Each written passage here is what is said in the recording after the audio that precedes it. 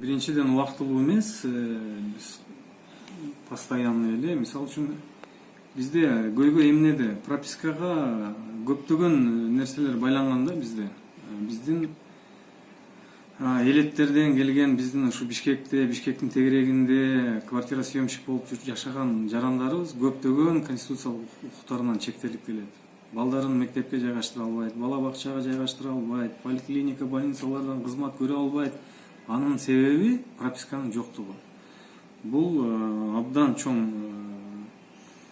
чоң маселе, чоң мындай көйгөй, адилетсиздик деп ойлойм. Ошондуктан буну бир жылдан бери бул мыйзам үстүнөн иштеп, мына бүгүнкү күндө бүт коомдук талкуулардан өтүп комитетте каралды. Комитетке рахмат, колдоп берди. Буну менен биз эмне деп атабыз? Прописканын жоктугу эч кандай Кыргызстан жаранына эч кандай тоскоолдук болбош керек.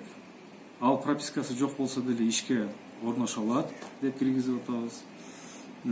Прописканы өзүнүн жеке менчик үйү болбосо деле каттоого тура алат деп атабыз. Буга чейин эгерде сен менчигиң болсо гана тура алат элең, же болбосо сизге мен кайрылсам, мени үйүңө каттап кой десем, сизде кооптонуу болот эле дайыма. Мен сиздин мүлкүңүзгө көз артып атат деген сизде чочулуу, кооптонуу болот эле. Ошондуктан бул ишке ашпай келет эле. Расмий статистиканы карасак, Бишкек шаарында бүгүнкү күндө 419 миң адам гана катталган. Ал эми 600 миңден ашууну жокко эсе баягы эч жерде каттоодо жок. Эч кандай, мисалы үчүн ал мектепке орнош үчүн, бала бакчага орнош үчүн пара берет, сөзсүз түрдө, больницага барыш үчүн пара берет. Ушундай адилетсиздиктен башынан өткөрүп келет. Биз ошону оңдойлу деп жатабыз. Кудай буйруса, бардык депутаттар буну колдоп жатышат, мен ойлойм. Бул жеңилдетилген, бул ГРС менен да бир топ иштештик бул мыйзам боюнча. Заявительный характер деп коет. Сиз эч ким менен контактка кирбей, кызматкерлер менен ГРСтин сайтына кирип эле, мен баланчаев деп фамилия атыңызды толтуруп эле үйдүн адресин киргизип коесуз. 9-1 айдан кийин ошол квартиранын ээси менен пикир келишпестик болуп, ал жерден чыгып башка квартирага турсаңыз, кайра эле ошол жерге кирип, сиз ал жерден учеттон чыкмайынча жаңы жерге сиз учетко тура албайсыз. Автоматташтырылган система ага бөгөт коет, ага техникалык бардык мүмкүнчүлүктөрү бар бүгүнкү күндө. Ал эми сиз суроолорду бербедиби? Ал аяктан чыкпай туруп алсачы деп. Андай техникалык жол бербейт. Анан кийин жаңы жерге пропискага турууну, каттоого вернее турууну ал жаран өзү кызыктар. Себеп дегенде ошол жашап аткан райондогу мектепке же бала бакчага баласын уюштурам десе, орноштурам десе, ал ошондой мындай мотивирован болот да. Өзү кызыктар болот ошондой кадам жасап.